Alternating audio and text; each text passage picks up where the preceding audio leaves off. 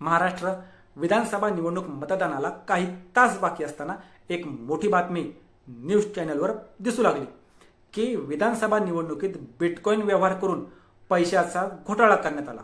नक्की प्रकरण काय आहे ते या व्हिडिओच्या माध्यमातून आपण जाणून घेऊयात। नमस्कार, मी किशोर बलकवडे आणि आपण पाहतात विषयच वेगळा।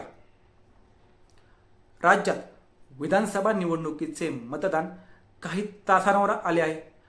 अनेक उमेदवारांचं भवितव्य मतपेटीमध्ये बंद होणार। उमेदवारांची आणि सर्वसामान्य जनतेची धाकधूक वाढली। सरकार कोणाचं येणार? अनेक नेत्यांवर पैसे वाटप केल्याचे आरोप होत असताना त्याचे व्हिडिओ देखील प्रसिद्ध केले जात आहेत। अनेक नेत्यांवर हल्ले झाल्याचे देखील पाहण्यात आले आणि अशातच काही ठिकाणी पैसे वाटप करताना लोकांना किंवा कार्यकर्त्यांना पकडण्यात आलं, असेही व्हिडिओ प्रसिद्ध होत आहेत। असं असताना एक मोठी बातमी न्यूज चॅनलवर पाहण्यात आली।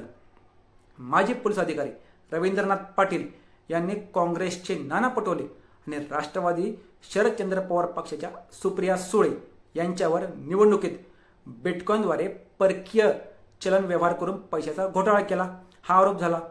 हीच गोष्ट भाजपने लावून धरत भाजप नेते आणि प्रवक्ते सुधांशू त्रिवेदी यांनी रात्री उशिरा पत्रकार परिषद घेत व्हॉट्सअप मेसेजचे स्क्रीनशॉट दाखवले आणि नाना पटोले सुप्रिया सुळे यांच्यावर बिटकॉइन घोटाळा करून निवडणुकीत पैसे उभे केल्याचा आरोप केला आणि सोबतच पुरावा म्हणून काही स्क्रीनशॉट दाखवले।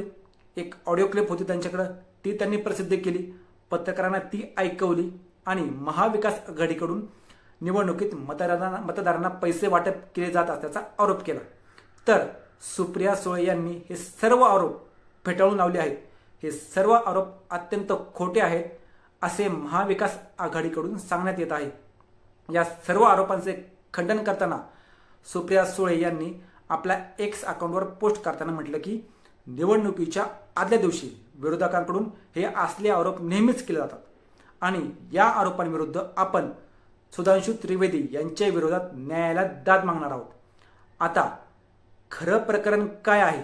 निवडणुकीत बिटकॉइनचा घोटाळा झाला, पैसे उभे करण्यात आले की नाही हे सत्य समोर येईलच। तोपर्यंत तुम्हाला काय वाटतं आम्हाला कमेंट करून सांगा आणि आमच्या चॅनलला सबस्क्राईब करून व्हिडिओला लाईक करा।